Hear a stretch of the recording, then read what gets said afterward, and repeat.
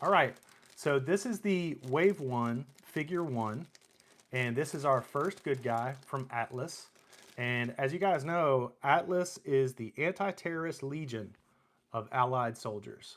Just joined, can hear you. Thank you so much. I appreciate you guys confirming that you can now hear me. Um, I'll go ahead and recap what I said in the opening comments. I'm sorry if it's redundant for anybody that already heard those, but it's worth saying. What we're doing today is opening a box from the factory that is engineering pilots. These are called EPs, engineering pilots. And these are from the molds. So the metal molds have been cut, the plastic has been poured in the appropriate colors. The spray ops have then been added for additional secondary colors like the red lights on his chest and the camouflage deco on his chest. This would have been poured in that dark green, and then they would have added red and they would have added black on top of that. Same with the grenades here, same with the 40 millimeter grenades that go to the China Lake grenade launcher. So this is our engineering pilots for Wave 1, and we'll be reviewing all 4 of these today. And the reason that I do these unboxing videos is because you guys are the reason that these are coming.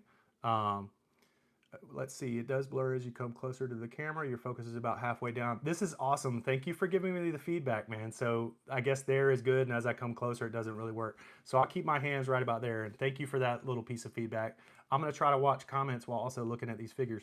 So anyway, the number one reason that we are here is, I guess, the creators believed in a crazy idea that I had for the Art of G.I. Joe book. I said, what if we designed one all new figure?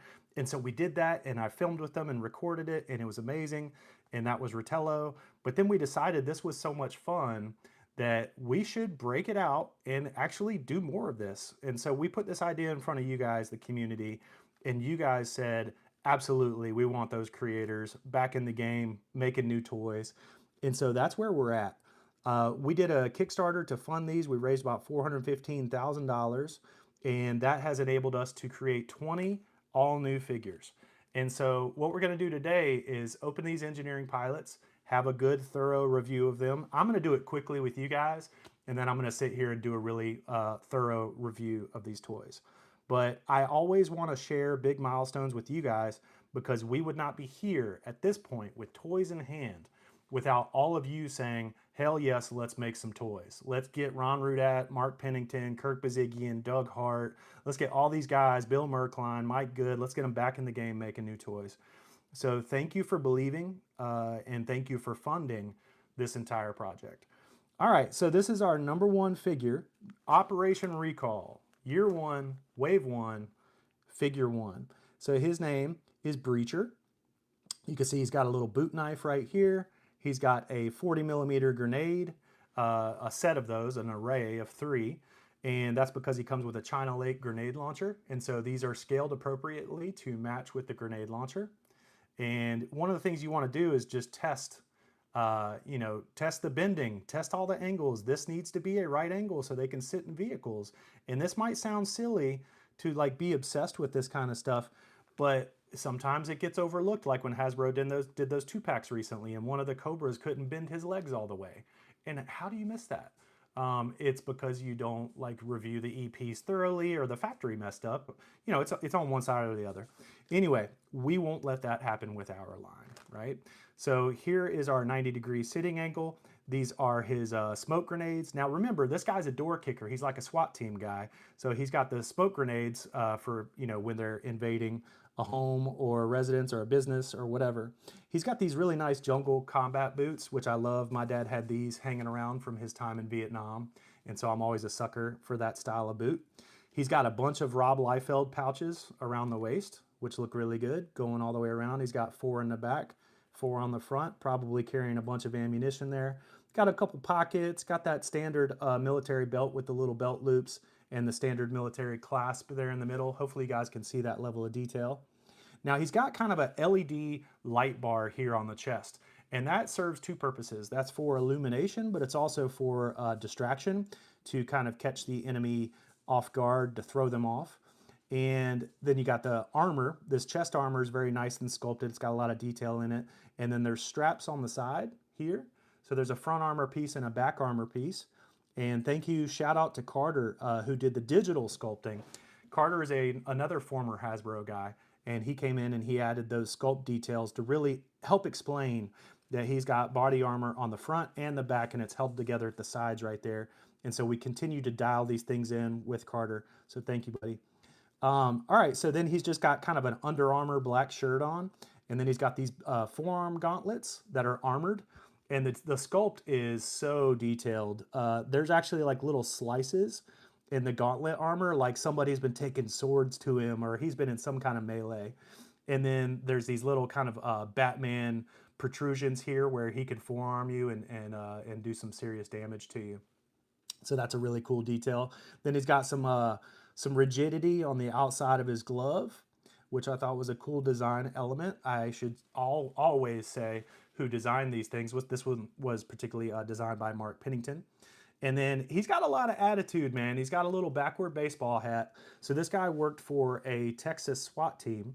So he's got a, not the Texas school, but just kind of a generic Longhorns logo right there on the back.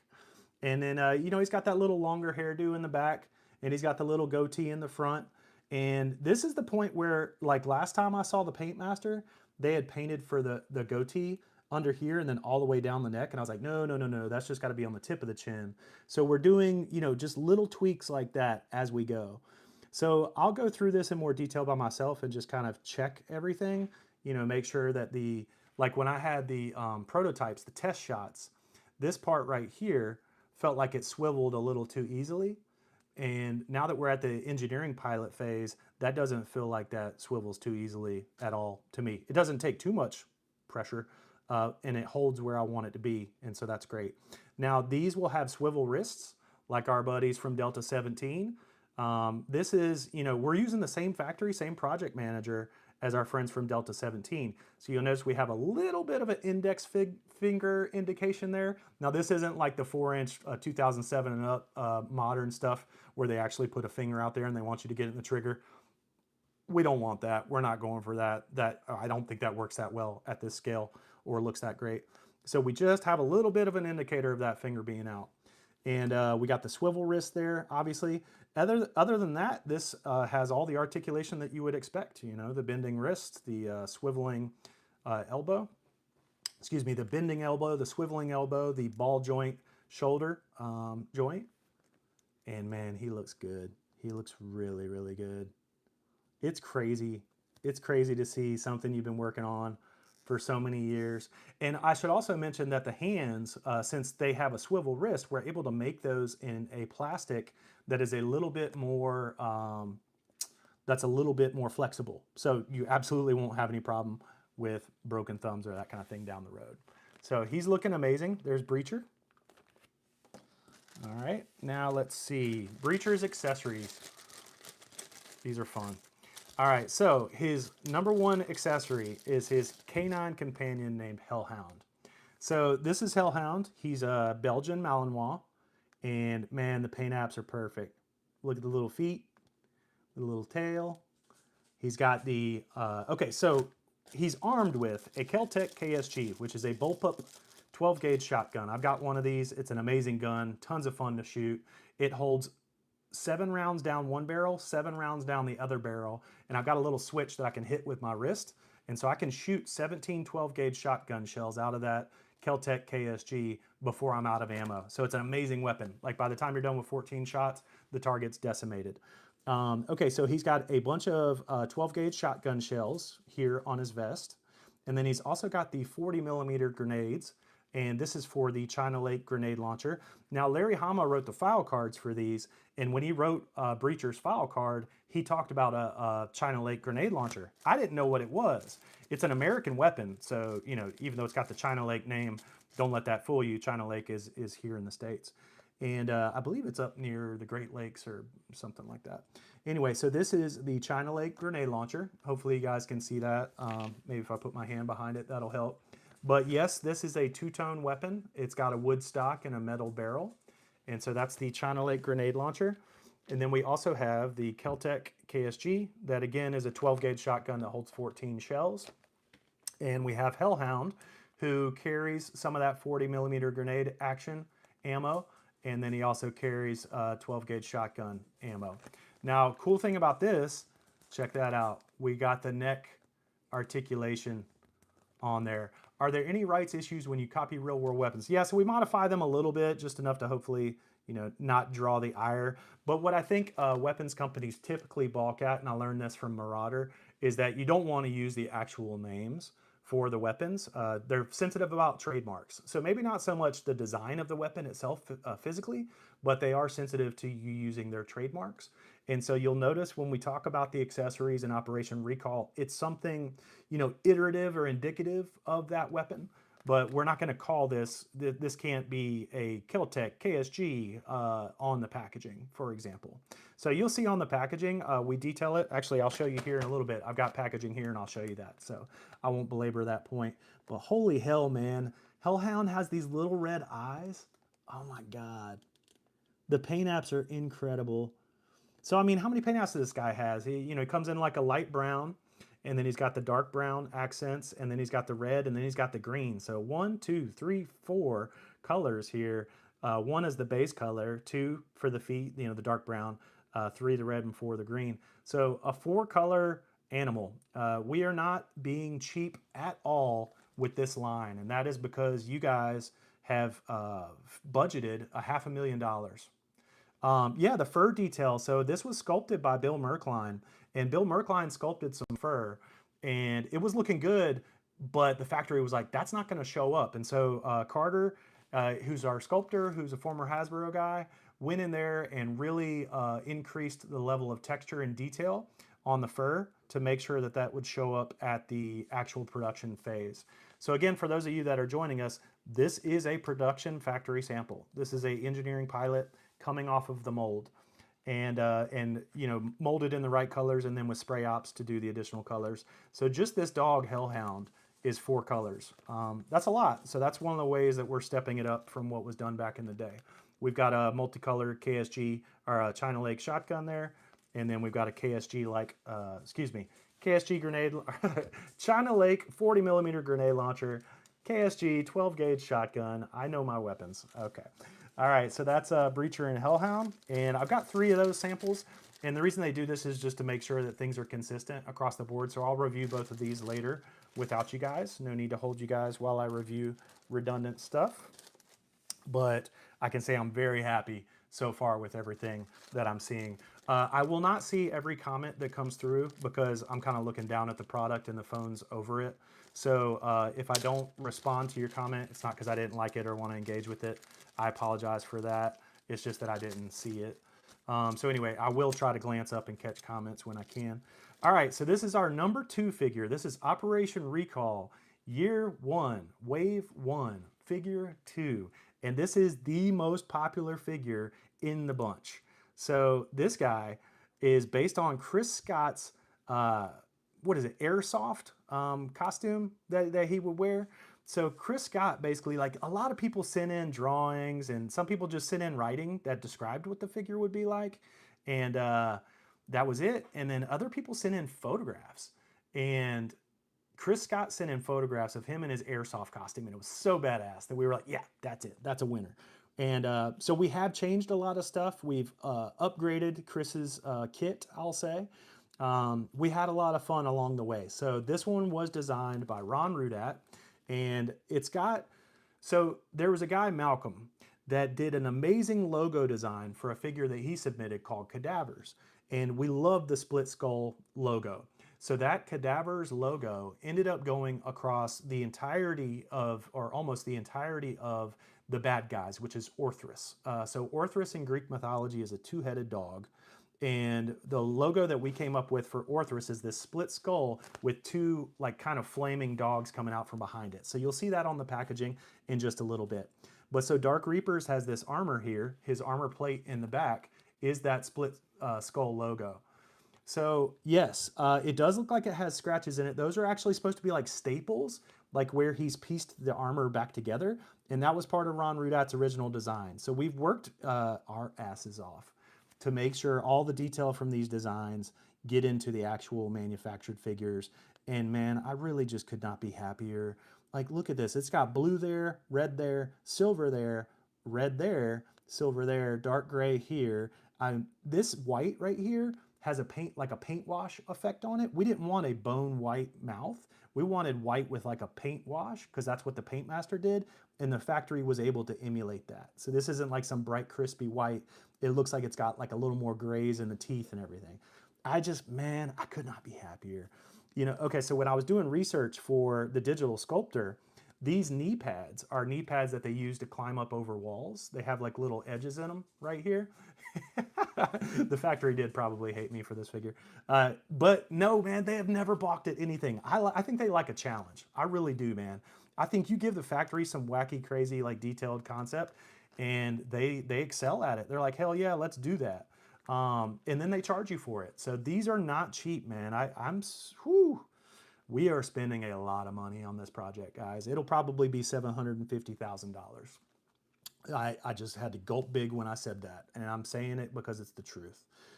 We raised about $500,000, and the total budget's going to be about 750, I believe, and that's based on the wave 1 and wave 2 and wave 3 expenses that I've incurred already, and that's okay. I'm able to shoulder that load, and I will. So anyway, there's very subtle paint differences here, like an olive drab and then a dark gray, and that's on a light gray for the fabric, but then there's another olive drab strap right there. And on top of that, you got this like Tetris deco that's in here. Mark Pennington loves the Tetris deco, by the way. He was the one that did Storm Shadow version 2 from 1988. He did oh God, I'm gonna blank on names. Shockwave, who's the SWAT trooper. There's a lot of Tetris camo if you look at Mark Pennington's old designs. And this is actually a Ron Rudat, but Mark Pennington loves this camo, and we've already seen the Tetris camo on Mark Pennington's first figure, which is Breacher. So this is a Ron Rudat design. He's got tons of mags, right? Plenty of ammunition. He's got a knife right there on his thigh, and I love that the knife comes right up to the edge here, and it doesn't obscure the movement of the figure, but it's so close to that edge, which gives it that really good look. It kind of like takes away from the fact that there's a seam there because there's a design element that goes all the way up, and then there's a pocket right under it. And so just make sure you hold it closer to the camera when you want people to do screenshots. Okay, got you. And I will try to catch comments like that. All right, so he's got concussion grenades on the forearm right here. Man, even the gloves have little like armor detail on the knuckles that Carter put in there, and that is translating through. I can see like the line going this way and then the line around the knuckles for the armor. That's all there in the mold detail. I could not be happier with the level of detail that Carter put into these sculpts. Now, Carter followed Kirk Bazigian, or excuse me, Carter followed Bill Merkline and Mike Good on these sculpts. We sculpted all these physically first, and then we scanned them at the factory and revised them in post-production. And so Carter did everything after post-production, and he had a huge impact on this project. One of the things he did, though, these flashbang grenades are removable. These are actually pegged and glued in. That's a separate piece right there that would not have removed from the mold. And it was something that we really wanted to get in there. That was part of Ron Rudat's design, and we wanted it to look good. So we decided that should be a secondary piece. And what that allowed us to do is for the year 2 version of this, he will have a different accessory right there, or a different, a different loadout, a different kit. And so the second year version of this will be the Dark Reaper's officer. And instead of 2 flashbangs right there, he's going to have a communications tablet, which would make sense because he's leading the squad. So there you have the split skull Orthrus logo again on each shoulder, kind of like armor, but also branding.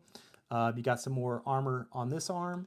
You got another olive drab strap back there on this arm. And then, yeah, I think this is glued in, absolutely, to make sure it doesn't get lost. I think these shin guards here are also glued in the same way, I think, to achieve that without having undercuts and having everything released from the molds the way that you need it to. Sometimes you have to do multiple pieces. For example, Ron Rudat wanted to do a removable pistol. We ended up getting rid of holsters with removable pistols. It doesn't work well at the scale, and it's not really something we want to do. However, we did this pistol in a holster that is pegged in and glued in as well. Actually, is it glued in? No, it's not. Cool. So you could take this off. It's got a little peg hole right here. And again, here we are with the two-tone accessories. Let me put my hand under that so you guys can see it.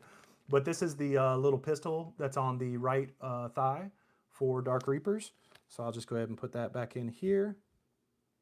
Yeah, Ron Rudat's initial design called for a removable pistol there from the holster, but to make a holster that the pistol can come out of, it's got to be so big and clunky, and it's such an aesthetic deal breaker for me. I just couldn't do it. So anyway, you got the standard articulation where you got the knee joints and the hip joints. You got ball hip joints, you know, so they can swing in and out. And we can do right angle 90-degree bends. Even with all of this ammunition right here at the belt, you've got the full articulation there, and he can sit up and ride in the vehicles and everything. So he's looking good. And then you got the ball joints at the shoulders, of course. You've got the rotating, there you go. Got the swivel elbow. You got the bending elbow. Here we go. There it is. And let's get this ball joint back where we want it. Turn that there. And then you have the swivel wrist. So tons of articulation here. And of course, you got the ball joint head, right, which Hasbro came out with in 1985. Let's see. There was a couple holdovers with stiff necks. The Dreadnoks were one of those in 85, but for the most part, by 86, they all had the ball joint. And that's just like table stakes. If you're making this kind of figure, you better have a rotating ball joint head Super 7. So on the back here, look at this level of detail on the paint apps right there. You got red and blue on top of that gray, and then you got olive drab straps, and you got red and blue up here on the technology. Ron Rudat is the master of putting like little technology details on his troopers. He did the same thing for 1986 Viper. So he did Dark Reapers, and he's got this little technology in back here. He's got this technology in up here. And then Carter, I believe, added these little details here. There's a little lightning bolt because these are the shock troops. And so there's a lightning bolt on both sides of the helmet. Just a really, really cool looking figure. And we've sold a lot of these, man. This is a popular figure. So thank you guys. You know, because there's going to be figures that are, you know, troop builders that sell a ton. And then there's going to be figures that, yeah, you're only going to need one of that guy, right? But that doesn't change the minimum order quantity at the factory, nor does it change the mold cutting costs and that kind of thing. So you're gonna have some figures that kind of carry other figures financially, and that's okay because we wanna have a diverse line with all kinds of different figures. We don't wanna just do troop builders, that's boring as hell. So this is the big, I forget I think it's called the Cadius, but this is the big rifle for Dark Reapers, and it's got a really nice gunmetal silver to it, and he's also got his pistol. So those are the Dark Reapers. Oh, I should mention, every one of these figures comes with a figure stand. And you know what? I need to look at Breacher. Oh, I'm sorry. Breacher's stand fell out right here, and I didn't talk to you guys about it. So let me set down Dark Reaper's accessories with him. These are the 2 figure stands for year 1, and we might have some additional figure stands for year 2, but we'll see. And there's a very complex logo. These logos were designed by Ron Rudat, illustrated by Ron Rudat, converted to vector by me, and then a lot of, let's see, yes, absolutely, man. Repaints have to exist in the toy industry. They've existed since probably day one. Certainly in the 80s, we got a lot of repaints and a lot of re-releases, and you have to do that because you have to earn back the expenditures for the molds. Just this wave 1, just these 4 figures, it's like $90,000, man. To get the molds cut for all these figures, $90,000. That's a huge expenditure, especially when you multiply it by like 5 waves that we're doing. You know, there's close to 500 grand right there. So you got to do some multiple releases with molds. I heard Bobby Valla say this, and it really, really rings true. The dude knows what the hell he's talking about.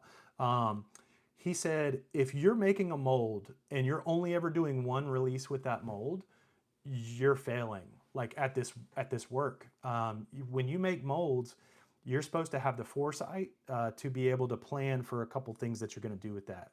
And Hasbro is still doing that to this day. Even with like a HasLab like the Hiss tank, you know they're going to do an Arctic Hiss. They just have to wait a few years because of their own kind of their own commitment to not reuse molds for a few years from HasLabs. So anyway, this is the Atlas logo. Let me know if you guys can see any of that, but it's basically an eagle. It's a bald eagle with a globe, and then the A in the foreground. And the A is, let's see, those are classy stands. Logos on the black look nice. Thank you. So I wanted to add one touch of color, just color to these stands, not to go crazy, but just to make it pop when it's in the package. And so the A is for Atlas. And then the Yeah, no doubt. HasLabs are going to be released again. Oh my God, that gold looks amazing. It's got such a good shine to it, dude. Okay, so I'm going to brag on myself a little bit here. I'm not a 3D modeler. I'm a videographer, editor, animator, and I have done some 3D printings, a little bit of 3D molding. Yes, V for Valiant. I freaking love Valiant, by the way. For those that don't know me, Valiant was a comic book label in the 1990s, run by Jim Shooter after he left Marvel. He did Secret Wars at Marvel. He was editor in chief, and then he started a company called Valiant. And somebody in the comments just said V for Valiant. And trust me, I've got a figure coming for year 2 that is more than a little reminiscent of Exo Man of War. Anyway, so Ron Rudat drew these logos. I took them into Adobe Illustrator and converted them to vector, did the illustration in vector, and then broke that into like 7 layers, and then imported that into Autodesk Fusion 360 and built it up in like 7 layers and rounded the edges and got this extrusion look that I wanted. And I built these stands in 3D, and I'm really proud of that because I'm not a 3D modeler. So this was really fun for me. It's a good couple days of dinking around in Autodesk, and God bless Mark Jerwig for giving me some grace and showing me some patience and teaching me a couple things. And yeah, so the cool thing about these stands, though, other than you got the Atlas logo and you got the Orthros logo with a little bit of coloring there, little color pop. You also have that double ridge on the back side of it. Right here, I can put them together. See that? They're not meant to hold each other like that. But anyway, I was just showing the 2 edges going together.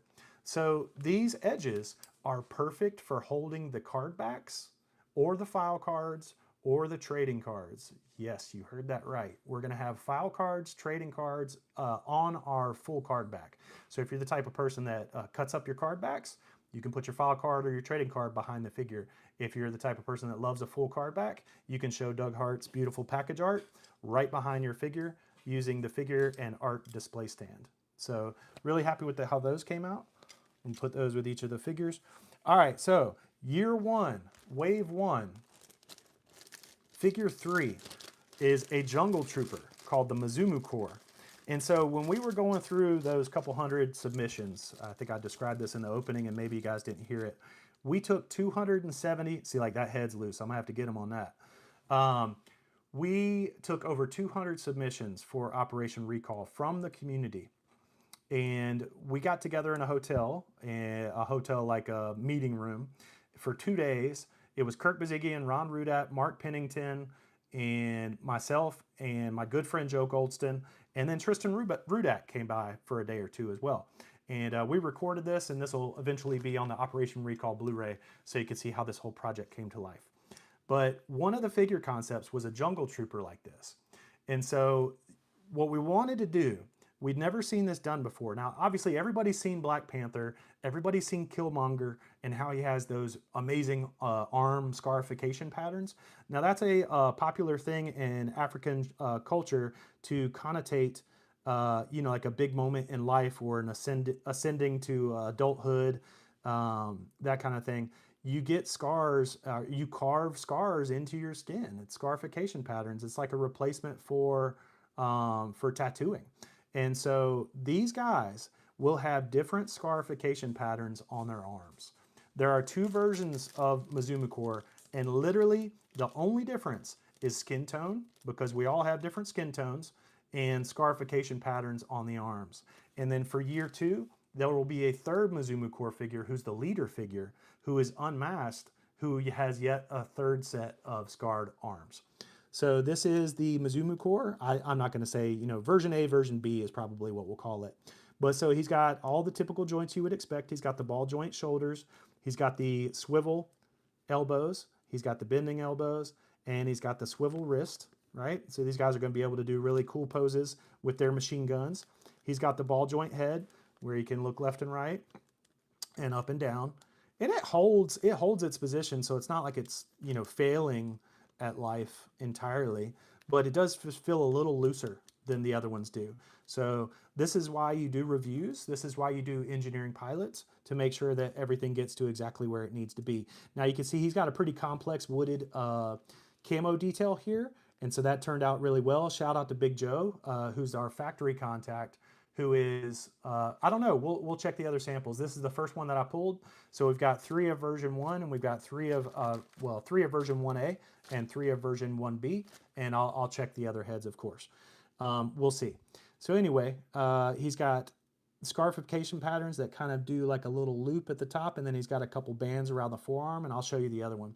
He's got a really nice complex wooded deco here. Again, shout out to Big Joe for helping me with the deco sheets for the factory, where once we had these 3D modeled, then we went in and did color sheets that use the 3D models. So he's got a little pistol and a holster down here on his thigh. He's got a couple pockets going around the way, and he's got those jungle boots. And this is not, even though we had jungle boots on Breacher, this is not a reuse because, you know, Breacher has the knife on his boot. Also, this guy's pants go a little higher and are a little less baggy than Breacher's. We did not reuse any tooling across 18 figures. That is an insane investment, but I felt like it was one that was necessary for a brand new, robust line. We will reuse a lot of molds for year 2, and we will also be introducing all new, completely new tooling for year 2 as well. But like any toy line, I didn't want to come out of the gate with a lot of repetition, and so we won't. So if you go all in and you back all 20 of these figures, which you can still do through BackerKit, it's just charging right away now at this point. There's no more like holding on the BackerKit. Then you will get 18 all new molds, and you only have 2 repaints, and I'll tell you guys about those. One is Midnight Ops for Ritello, and that's a darker color palette for him. Will fit in very, very, very well with your other O-ring nighttime raider type people from the vintage era. So yeah, we got 2 versions of this guy with different skin color and different scarifications. So I'm gonna go ahead and pull out the second guy so you guys can have a good look at him. And you know, these are subtle differences. We don't want to go, you know, with crazy variation in the skin color. Ooh, those knees were tight at first. I was like, is that gonna bend? Okay, yeah, it's gonna bend. Is that gonna sit down properly? Yes, it's gonna sit down properly. Perfect. All right, and then just checking all the joints. This is kind of like my little checklist as soon as I open a figure to see, you know, make sure everything's operating the way that it should. And yeah, we're looking good, man. I'm beyond stoked for the first 4 drops later this year. Thank you for making time. I know you've been doing renovations. I have been doing renovations. I bought a barn and I'm finishing it off. It's tons of fun. But there's a builder. Oh, what is that? We gotta check this. That's not paint. These are molded in brown, so that's not paint. There was like a little bit of, I don't know, dust or something in there. But yep, it's good to go.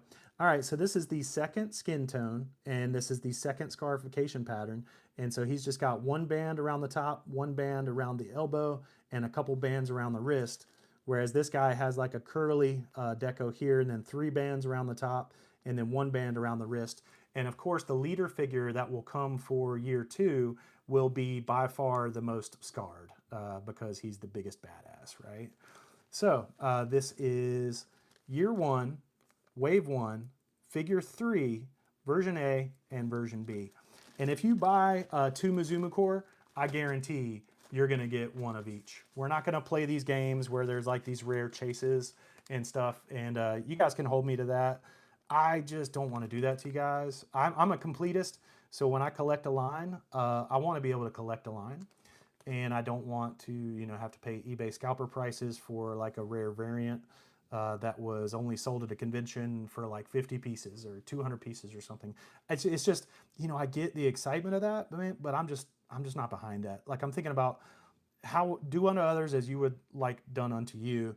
And if I were collecting a new line of O-ring figures, I would like for you guys to be able to acquire each and every one of them. So that'll be the thing. And I understand why other people do it other ways. It's very exciting to have something that other people don't have. And that's just not what I want to do with our toy line. So anyway, you got version 1, version A, and version B. So there you go. If you guys are in the BackerKit and you've already ordered all in and you didn't order 2 Mizumukor, that's totally fine. You can go into BackerKit and just order 1 more Mizumukor and you'll get the 2 versions of Mizumukor. All right, so let's have a look at his weapons. Now, one of the fun parts of the Mizumukor for me was doing weapons research and trying to get stuff that was relevant to these figures. Like, where do they come from and what kind of weaponry might they be using? So these are South African jungle troopers, and they come with a South African machine gun with a bipod and a backpack and a machete and an ammunition belt. So there's plenty of accessories to talk about here. We'll start with the backpack. The backpack was a really cool design by Mark Pennington. And if you turn it to the side, you can really make out what that is. That's 3 ammo cans. That's just 3 ammo cans stacked on top of each other and belted together. I thought it was like brilliantly simple. And then of course on this side, there's a couple patches there's a couple pouches attached to the strap. There's a machete sheath with probably a blade sharpener on top there. And then there's a few grenades at the top as well. So really cool, really simple design, like very utilitarian. I love this. I love this design that Mark Pennington did. I thought it was really cool. And then there's a machete that slides down in there. Shout out to Big Joe. Once this got to the factory, he helped me add little details to all the handles for every gun. So I think that was a really, really nice addition there as well. So you've got your machete. And let's grab one of these figures and go ahead and put that on him there. There we go. Oh, did you hear that nice little snap on, stay on sound effect there? That was nice. Didn't do it the second time, of course. Anyway, this is the machine gun. And the file cards and the packaging will tell you what each accessory is. So you will have like a naming convention for each of these. And this is the little bipod. It's been reinforced so you can just jam it down in there, right? Pull it out, stick it in. These are made to be used. So, oh yeah, listen to that snap on, stay on connection. That's nice. Now, I will go ahead and tell you guys, did you hear that snap when I put that bipod in there? I bet that will not fall out now. And that is definitely how you need to treat this weapon. Put your bipod in the gun, like get it in the joint until you hear a little pop.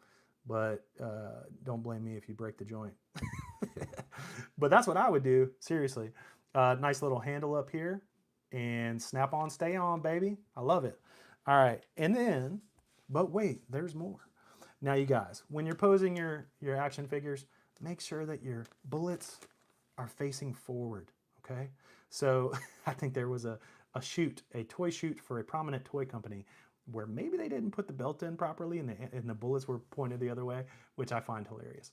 All right, anyway, there is your bipod and your machine gun and your ammo belt. And where's our figure? Here's our figure. Guess where the ammo belt goes? Right into the backpack, of course, because this is 3 ammo cans right here on the figure. So of course the ammunition feeds straight from the ammo can. All right, so we're gonna put this in here. And now I've already talked with my factory contact, and he has recommended that we go with a slightly thicker machine gun belt. And so that's the change that we're gonna be making. But look how long that is.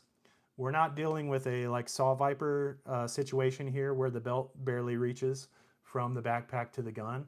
We've got a more than healthy length on our machine gun belt, our ammo belt. So he's a badass, man. I love this figure. I couldn't be happier with it. And again, shout out to my friend Malcolm. Now, Malcolm is doing his own Kickstarter right now for a figure. It's 30 and 25. I just backed it today. And he's the one that submitted this concept for Cadavers that had this logo that ended up being a big part of Orthrus. And so I'd be remiss not to mention, shout out to Malcolm for the amazing submissions that he contributed to Operation Recall. And best of luck to him with his 30 and 25. So this is an awesome figure. They are obviously troop builders. Like I said, we've got 2 different versions or variations. I would call that a variation because it's a small change, not a big change. And so yeah, there's 2 variations for year 1. And then again in year 2, you're gonna meet the leader figure. Now, these are the kind of floppy ammo belts. And my factory contact was telling me he thinks these are too thin, not too thin, but like too soft of plastic. And he wants to go with a thicker one. And I agree with him. So I'll be following up with him and letting him know that. So these are going into production though. We're just making last little changes here. And these are engineering pilots. The next step is final engineering pilot. And then it's go time, like mass production time. All right, and then the final figure, I should mention that, of course, Mizumu Core comes with a Orthrus stand. And then the final figure for year one, Wave 1, is the big baddie for year one. Wow. Just wow. That gold really, I'm sorry, I should move it down here. That gold really pops, man. I love it. Look at the little details on all the little buttons here. How do they do it? Their masking is just incredible. Just incredible. He's got a little knife in the back that he's kind of hiding from you. Okay, so yes, I should mention, in the soft goods, we do have a wire in the back, in the bottom. And that wire in the bottom is there by design so that it will hold around his arm. And what I want you guys to do with this figure is put that little pistol in his right hand. He's got a Walther P38 Lang, which is a really rare version of it with an extended barrel. And I think there was only a couple dozen of these made. But anyway, that's totally not what we're calling it on the package, just FYI. And this little pistol will go into his right hand and it will be hidden underneath that cape. So, you know, we're working on all the details, making sure that there's some good storytelling in here. And so when that arm is down by his side and that cape is down and that little wire has been around, he's hiding his little pistol. So, you know, he's a nice emissary. You know, he looks like he's got this kind of royal saber right here on his waist plugged in, right? And then he's got his little mace also. I was thinking about doing a hook on the side, but I opted not to do that. I don't like that look. To have that big peg hanging off the side looks a little crazy to me. So again, these hands, since they have the swivel grips, these are separate pieces from the rest of the arms. All right, thank you, buddy. Appreciate the heads up on that. So the mace is, you can force it in there, man. Like, because these hands are definitely like, see this? I'm gonna pull the hand back and you can see how the hand is opening up. This is made out of a softer plastic. So we will not have any issues with thumb breakage or that kind of thing. And this is an innovation that's been, you know, it's been going in a lot of figures lately and for really good reason. If you guys have not checked out Delta 17, please do. Those are my good friends, Ken and Steve, and they did amazing work. And they actually helped steer Operation Recall to the same project manager and the same factory that made Delta 17. We're working for compatibility with that line. And, you know, maybe me and Steve and Ken and the guys can all have a big crossover down the line. I think that would be a lot of fun. But shout out to Steve and Ken. And, you know, I'm really looking forward. They've been teasing out a helicopter based on the old Russian helicopter from the 80s. Anybody that's seen Rambo knows what I'm talking about. So hopefully that'll come to fruition one day. A vehicle, that's a huge effort. And so, yeah, I'm very excited to see that come to life. Ken, I just saw your comment about the hexagonal foot peg. Yes, we are going with the hexagonal foot peg. And, you know, I haven't showed you guys, but every one of these figures has a unique pattern on the sole of the feet. So yet another kind of upgrade over what we're used to from the 80s. And yes, so the, you know, first time you get this figure out, you want to push these legs up. You want to make sure you get a nice 90-degree angle so that they can sit in whatever vehicle you want to put them in. And he's got the ball joint shoulders, of course. He's got the swivel arms. He's got the swivel wrists. And he's got the bending elbow, of course. And he's got the ball joint head. And then he's got this really nice soft pauldron here. And I want to pull it off really bad, but I'm not sure if I'm supposed to do that. Oh, God, that's nerve-wracking. Oh, so many people are going to pull that off. I'm not going to pull that off. I'm just going to send Big Joe an email like, hey, how's that attached? I don't want to rip it out. Anyway, it looks awesome. It's a nice, soft piece of plastic. Again, with multiple paint apps. See this right here? Got the little gold, the little gold details right there, little buttons on his pauldron. And it's kind of a multi-level, looks like armor. And then soft goods revealing the pistol underneath. So he's a badass. He's looking great. All right, so yes, this little machete right here has a peg, and that goes right into his waist. And there is our year one baddie, the leader of Orthrus, General Mortefero, and there is his figure stand. Could not be happier right now. These guys are looking amazing. All right, so the other thing that I have here is all the paperwork that goes with them. So let's get into that. Now, a lot of you have seen these before, so I won't belabor this too much, but this is Breacher's package art. Amazing, beautiful package art by Doug Hart. So shout out to Doug Hart for the amazing work that he's been doing for the line. And this is the Atlas logo, so you can see it in full color there. Yep. And that's Breacher and Hellhound kicking down the door. There we go. There is the entirety of year one, with the exception of the one mail order figure. So there's a clip and save campaign medal here, and that's going to be used for mail order General Mortafaro unmasked. So yeah, that's something that I teased out a couple times. I think I started talking about that at Joe Fest. So he's coming. He is a free figure for all of you that went all in on Operation Recall. You are getting the free General Mortafaro unmasked. So there's Breacher and Hellhound. All right, and there's General Mortafaro. There's the Orthrus logo. You can see the two dogs back there and the split skull in the middle. And, you know, essentially the same cross-sell section on the back. This is the trading card that each figure will come with. And if you cut this out, if you flip it over, you've got a close-up of the artwork on one side, and then you've got a wide shot of the artwork on the other side. So I thought that's a pretty cool innovation. That came from the DC collection that they did back in the early 80s, the 5 POA stuff. I remember buying that as a kid. And when you took the figure off the packaging, I think there was a trading card directly underneath it. And I thought that was just a really good way to use a card back that you would otherwise throw out, right?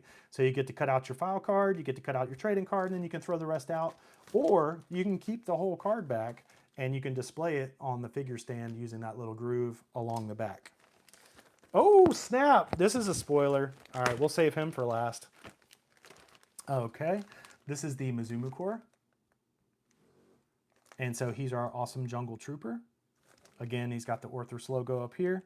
And, you know, we're doing what they did back in the day, which is include all the accessories in great detail. So a Vector SS General Purpose Machine Gun. That's not the name of that machine gun. There is a real machine gun from South Africa that is roughly based on, but we will not call it that on the packaging because we don't have the rights for that, right? From a trademark perspective. But know that we did intricate accessory research to make sure that there was very cool weapons that would be kind of geography appropriate for whoever we're dealing with. So anyway, 5x6 by 45 millimeter NATO ammo belt, machete, ammo can, backpack, and figure display stand. Every one of these figures has that kind of detail down the side. We've also got all the credits for everybody that contributed to this figure, from the concept creator to the figure designer to the director to package design to package art to writing. Larry Hama did all the file cards, sculpture for the figures, the accessories. Let's see, where we did casting and painting for the paint masters for year one. We got credits for all that stuff, and then manufacturing, Big Joe. So yeah, this is the Mizumukor. I'm curious what that little piece of paper is in the middle, but I'll get in there and figure that out. And then this is the Dark Reapers, Operation Recall Year 1, Wave 1, Figure 2. All right. Dark Reapers, Shock Troop Infantry. Oh, I think it's like to keep them from rubbing, they included some little white pages, so you can't really see that one too well. All right, guys, here's a Year 2 spoiler. I've told you about the Mizumukor having a third version with a third set of arms and a third skin tone, and that is Werejackal. So this is the leader of the Mizumukor, and he will be coming for Year 2. We have plans for 25. We have 25 figures planned for Year 2. So God willing, this line's going to do really well, and we are just going to keep plowing. When Operation Recall Year 1, Wave 5 ships, Operation Recall Year 2, Wave 1 will be right behind that. Oh, snap. I can't show you guys the cross-sell section yet. That's crazy. That would be too much of a spoiler, right? I can't show you that. All right, so this is Werejackal. This is Operation Recall Year 2. Actually, we have a little numbering system down here. So this is Year 2, Wave 1, Figure 4. Now, for Wave 1, yes, we're going to have one or two figures that are based on previous figures but have some new parts. Like, for example, for Werejackal, he's Mizumukor with a different head, right? But he's the Mizumukor leader, so it makes sense. He's got a completely new deco. But that's reutilizing those tools, right? But for Wave 1, actually Year 2 is going to be 5 figure waves. So Year 1 is 4-figure waves. Year 2 is 5-figure waves. Year 2 wave 1 is 3 brand new figures, entirely new tooling for 3 figures, and then 2 figures that use some previous tooling, including Werejackal. All right. Another year 2 wave 1 figure 3 figure is year 2 wave 1 figure 3 Dark Reaper's Officer. Now this guy has some gold accessories, some gold accents, and let's see, what did you say? So 20 plus 25, 45 figures when year 2 is done. Let's see. Yeah, Ken, I think that's right, dude. I think that's right. 20 and then 25.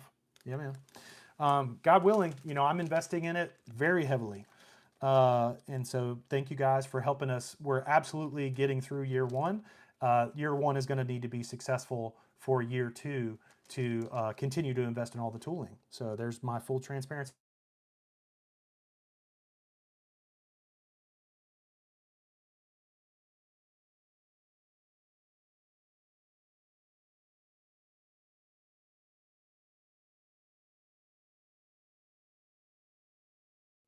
Hey guys, hopefully we're back. Hey guys, let me know if you are back on, okay?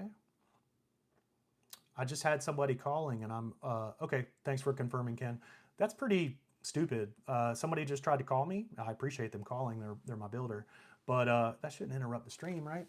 So anyway, this is Dark Reaper's Officer, and instead of the flashbang grenades on his arm, he's going to have the communications tablet. So you can't really see the back there, which is good. I don't think you really want to see that yet.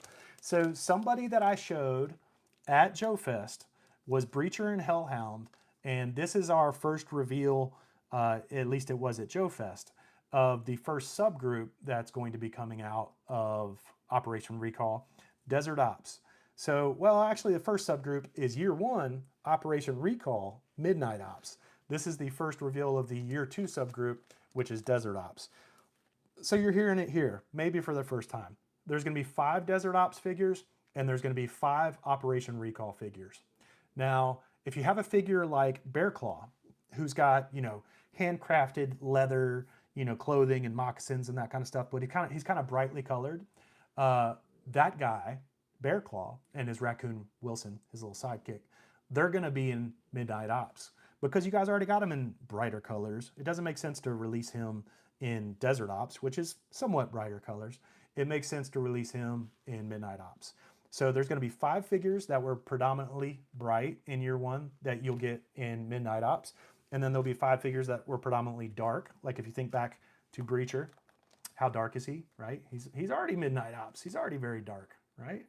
So we're going to have a version of Breacher that has an entirely different head sculpt. He's not even going to have that hat on. So you're going to see the full hair sculpt, right, going around. The hat's going to be removed. And then he's going to have a new helmet. This is a Ronin ballistic helmet, by the way. We researched everything, man, and try to put some really cool accessories in here. And this is based off of a Ronin ballistic helmet, but it's got the helmet that's on top and in the back is kind of what we used for Ritello for year 1. And we took that 3D model and then, you know, modified it so that it would have the ballistic face mask with the lenses and everything. So this will be Breacher for year 2. It'll look very, very different. I don't think that you will have, you know, the feeling that, oh man, I've already bought this guy, right? That's the feeling I want to avoid. I want you guys to have the feeling of, oh, this is cool, it's Breacher, but he's different. You know, he took his hat off, he's got a helmet, now he's in his desert gear. So I want it to feel like, you know, you guys, I don't ever want to sell you the exact same thing and have you have that feeling of, man, was it worth the 20 bucks, the 22 bucks, whatever it is. I want you to always feel like it was worth it. So there's a whole new design with the trading card back there, the file card. This is a little spoiler alert. There's 10 brand new, entirely new molds. There's 5 figures that are repurposed with new parts. And then there's Desert Ops and Midnight Ops. So there's your spoiler. Not really showing them yet, but I'm telling you about them. Now, I mentioned the Operation Recall Year 1 bonus mail order figure. It is going to be a red card back, just like you would expect. And it's going to have General Mortafaro unmasked. So I'm very excited about this because it plays into the storyline that we've been developing. I've told this story a lot of times at the conventions. I won't belabor it right now with you guys, but please do come and see me, or I'm sure I'll go into the story at another time. If you guys are asking for it in the comments, I'll go into it another time. I've already kept you for nearly an hour. But yeah, so this Operation Recall Year 1, that's figure 20 right there. So figure 20 will be free. For everybody that went all in, you get a free Mortafaro Unmasked. For everybody else that did not go all in, it's cool. You just cut the campaign medal points right here, and then you're gonna mail that in. So you guys are still gonna be able to get mail order General Mortafaro. He's gonna come in a little white box. We've got a really nice design for the box that helps play up the story. It's great, man. I'm very excited about it. So that's the packaging for those Wave 1 figures. Now, something else that I have shown at the shows, but many of you may not have seen yet, if you haven't been to the shows, I was showing this like crazy at Joe Fest. In my opinion, this is something that every toy company should do. Every toy company. So, what are these? These are little inserts that are tucked away behind the figure on the packaging in camouflage. Check this out. It's the same color as the bubble behind the figure. So you're gonna see the figure in there. You might see like a little bit of the white sticking out or whatever. So you're gonna know there's something in there, but it's not like very obtuse, and it's not taking away, hopefully, from the overall presentation of this. And I thought this was incredibly important because the whole time that I've been talking about Operation Recall, this is about the team. This is about those amazing people that created all these toys that made our childhood so freaking cool. So this is why we've done it. This was the original concept, was I was just gonna document Ron Rudat doing one more figure design, and it was gonna go in the book. That was it. That's all this was gonna be. And now it's 20 figures for year 1 and 25 for year 2. This is a pre-production packet, all design work done by Mark Pennington in the creation of this figure. How cool is that? I love this, man, because I was getting all this artwork in, and there's so many good ideas here, and God bless Kirk Bazigian for helping me to go through here and pick out the ideas that percolate to the top and the other ideas that drop off. Because if I had to do that for Mark Pennington and Ron Rudat, I'd be really hard pressed to do that. I've got so much respect for their work, so much admiration for their work. I just don't feel like I have the confidence to be their editor yet, if ever. But with Kirk Bazigian's help, I gained that confidence. So anyway, in some of these ideas percolate up and become one figure, and some of the ideas percolate up and become another figure. So this is the Mizumu Core leader right here in the initial ideation sketches from Mark Pennington. That's where Jackal comes from. So check this out. You flip that open. These are the initial ideas, call this ideation. And then these are the color studies, all the different colors that were considered once the design was finalized. And then this is the figure sculpture sheet that would have, again, been drawn by Mark Pennington. And then this are the accessory sculpt sheets. And you can see here, he was already doing the different scarification patterns. So you can see the 3 different scarification patterns for the 3 different figures in this sculpture sheet. And then you have what's called presentation artwork. And this would be Mark Pennington's last opportunity to make this figure look badass so that they could present it to management and get final approval to go into the mold cutting process. So like I just told you guys, the 4 molds that we cut for these, it was like 90 grand. So before Hasbro was ready to, or willing to invest in cutting molds for those figures, they wanted to be sold on it. And so they would create this presentation artwork, and they would bring in senior management and they would show it to them. Now, I also, you know me, I love the package artwork. So I wanted to present a mini poster of every Doug Hart masterpiece on the backside of this pre-production insert. And so every single figure is gonna have one of these. It's gonna be unique for every figure. And that work is done. I have been busy. And I don't wanna share every little thing that I'm working on. I want you guys to have some fun. When you're opening the thing, I want you to have some unexpected experiences. But you guys are plugged in and you're tuning into this live stream, so I assume that you're the type of backer that really doesn't mind. Okay, so I'm going to save this one for last, but this is Breacher. This will be the big reveal of the Desert Ops branding that we've pulled together. So I'll show him last. This is General Mortefero, and it's actually Mortifero, just FYI. All right, so this is the General Mortifero, and you can see Mortefero Unmasked came from the initial ideation. So there's so many good ideas that come out of this, you know, that when we're thinking about what's an additional part that we can tool up to make a new release of them, but make it exciting, Mortefero Unmasked came right from the initial ideation for Mortifero. So here's the different color studies, the sculpture sheet, the accessories, the presentation artwork, and again, the big poster on the back. Clearly this project forgot to hire a bean counter. You are absolutely right, and that's why I just took out a home equity line of credit, and I'm glad to do so. This project is a dream come true for me, and I'm putting my money where my mouth is. And bean counters, there's no bean counters here to screw this up. You know, every one of these printouts, I think it might be like 50 cents per package, right? Somewhere around there. And that adds up when you're ordering thousands of each figure. But I completely think that it's worth it, you know, to do this for the guys and preserve their work and present their work in such a way.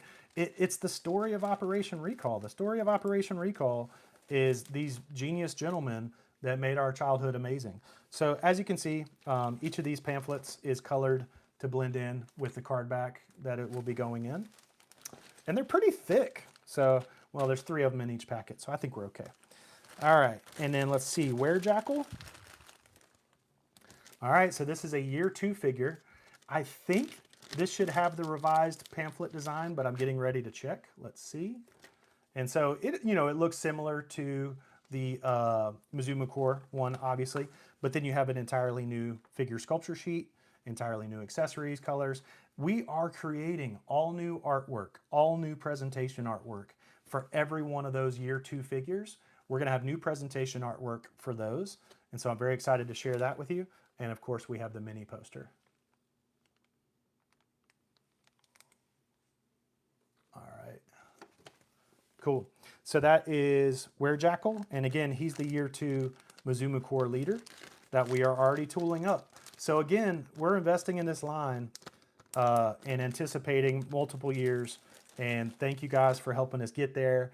When you get these toys, number one thing you can do is share it and talk about it, man. Share your love of Operation Recall. All right, where is Breacher and Hellhound from year 1? Here we go. All right, so there's the Breacher and Hellhound packet, and you can see how they're all color-coded to kind of blend in with the figure. And there's all the ideation and the color studies and the figure sculpture sheet, the accessory sculpture sheet. And I love that presentation artwork. Kicking down the door with Hellhound and badass painting by Doug Hart. So super excited about these. I think these really extend the fun of opening the toy, and I hope that you will agree. And I hope that other toy companies see this and think, yeah, man, we should do that, because they should. Will there be a comic? So I absolutely love comic books. I grew up reading Larry's G.I. Joe, and that turned me on to Marvel and DC. And then I got really big into Valiant.